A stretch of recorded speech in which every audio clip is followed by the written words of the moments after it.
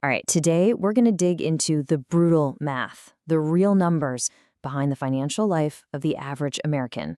And let me tell you, the numbers, they paint a pretty stark picture. So let's just jump right in. I want you to imagine something for a second. You line up 100 people from all across the country, and you ask them a simple question. Hey, can you cover a $1,000 emergency? Well, the majority of them, a full 59, would have to say no. Yeah, 59%. Let's just let that number sit there for a moment. It's not just some abstract statistic, right? This is the reality for tens of millions of people. And look, this isn't from some random online poll. This data comes straight from the source, the Federal Reserve's own 2024 report on household economic well-being. This is the official benchmark. This whole idea really gets at the heart of what we can call the $1,000 emergency test. It's such a simple question, but man, it reveals a ton about financial stability in this country. So it begs the obvious question, right?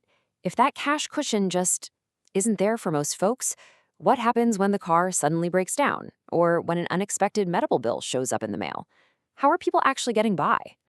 Well, that question takes us from an individual's wallet and zooms us way out to the big national picture. And that's where we get to the $1 trillion IOU. The answer, for millions and millions of people, isn't savings. It's debt. More specifically, it's that piece of plastic in their wallet. And the scale of this is it's almost hard to wrap your head around. The total amount of credit card debt in the U.S. has now climbed to a jaw-dropping $1.28 trillion. Yep, trillion with a T. Now, just to be clear, we're talking about a very specific kind of debt here. It's called revolving debt. So unlike a car loan or a mortgage that has a finish line, this is the kind of debt you can carry month after month, year after year, all while that interest just keeps piling up.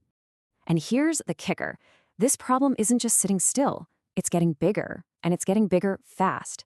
Just look at this trend. In 2021, we were under $1 trillion.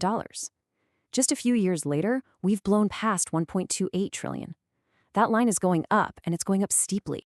Okay, so what is going on here? What's the real reason behind all this?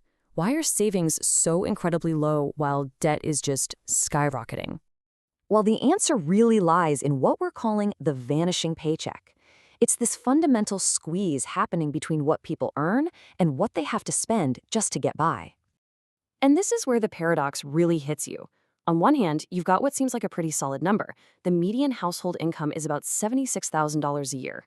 But on the other hand, you have the outcome, a national personal savings rate of just 4.6%. There's a huge disconnect between what's coming in and what's actually being saved. To put it another way, for every single dollar the average household earns, more than 95 cents goes right back out the door to cover expenses. All that's left is that tiny little sliver, less than a nickel, for savings. So what does a 4.6% savings rate actually feel like? I mean, what does that translate to in real money in a real monthly budget? Well, the math says it's about $291 a month. Now, let's connect that back to our $1,000 emergency test. At that rate, it would take almost 4 months of perfect saving, with literally nothing else going wrong, just to build up that small safety net. And now you can see exactly why 59% of people just aren't there yet.